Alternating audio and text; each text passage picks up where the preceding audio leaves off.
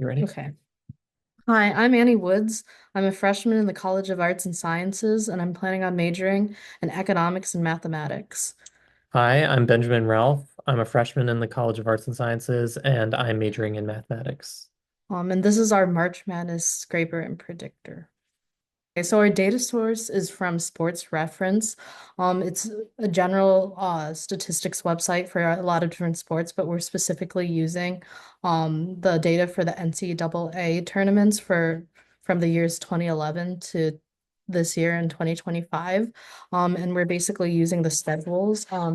There's an example schedule table, and we're basically using from round for this one, it would be rounds or game 35 through 39.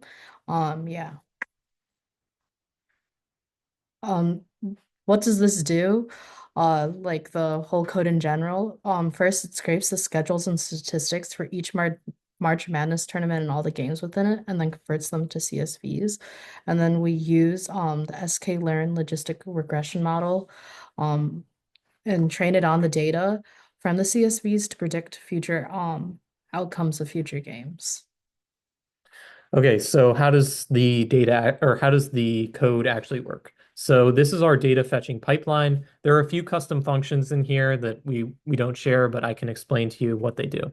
So first, what it does is it fetches every year from 2011 through 2025, excluding 2020. It's not inclusive of 2026 because that's how the range function works.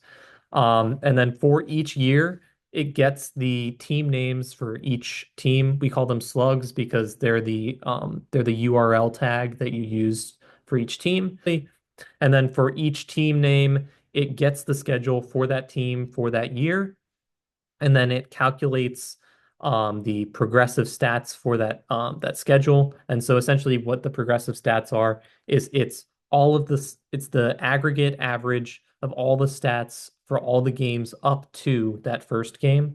And then it appends these stats to a container variable up here. Then it gets the games. So what we're doing here is we're separating the game information from the stats information. And then, so this is doing the same thing, getting the schedule and getting the games as it was for the stats. And then this appends to a games container variable. And then it has a random sleep time so that you don't get blocked from the website, which was a problem that we had. Um, and then what it does is it concatenates all of the stats in this container variable and all of the games in this container variable.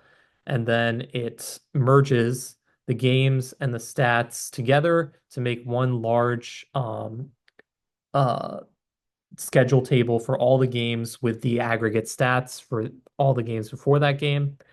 And this is for 1 year, and then it depends to all the years and returns a multi-year tournament game statistics data frame. And then we convert that to a CSV, which we'll use later. Here's a live demo. Okay, so here we're just going to run it for a few seconds and show you what it would look like if we were going to run it, but it actually takes 2 hours to run the whole thing, so we're not going to do that. But yeah, so it loops through all the teams for each year. Okay, now on to our our AI training data. So what we do here is now that we have all of this data that we collected from the last one, so we have 2011 through 2025. Um, we loop through the years from 2011 to 2024, not including 2025 because we're going to want to use that to test later. And then we create a overall CSV file with all of those years. And then we start processing the data. So the first thing that we do is we randomize the teams because when we were data processing, we didn't do this.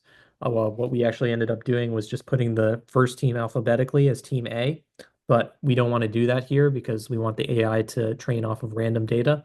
So to avoid the problem of having teams that are earlier on in the alphabet always being team A, we are going to randomize here. What we're going to do next is find the stat differentials. So instead of training the AI on team A and team B data, because that could lead to problems. Like it shouldn't favor one team over the other. We're just going to find the difference between the stats of team A and team B. So that's what this function does. And then it returns a new data frame with the difference of the stats. So what we did next was we would split the data for training and testing. So when you're training a model, you want to train it on a training set, and then you want to have a test set to see how well your model does from that training set. So we're going to do that. We'll split the X train, X test. And then you want to scale that data because the model occasionally favors higher numbers more. So what you do is you scale all the data to a standard normal model. And now we're going to train the model. Then we're going to use the classification report to see how good our model is on the test set. And we can see here that it has a 63% accuracy on the test set. Back to the present. Okay.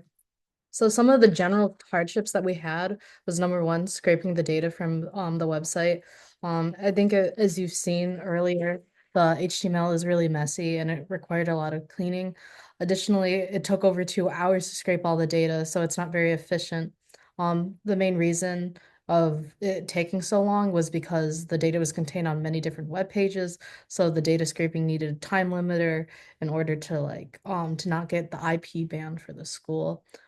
Similarly, another hardship was formatting the data for AI because it required multiple attempts to get a useful training set.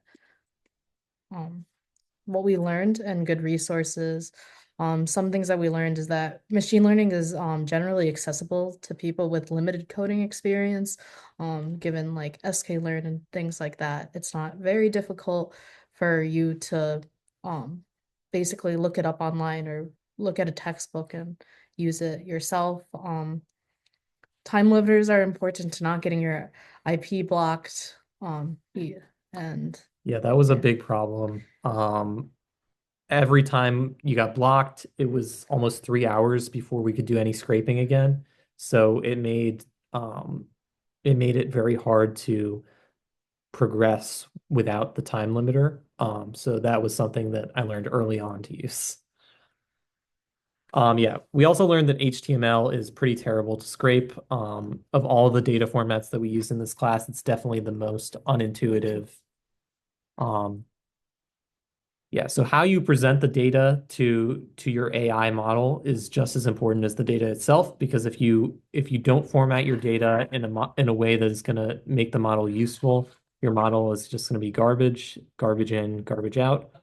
And some good resources that we had were Professor Rossetti and his textbooks, and then ChatGPT. Okay. So for next time, some things that we would do, I think earlier we mentioned that we would look at, fine tune the model more. There's also different models that we could use. Additionally, just to like have a better training set, we would always scrape more data and then scrape opponent data as well. And then we would try to find a website that contains more data on a single web page or use an API so the data would be easier to access. Thank you. All right. We're done.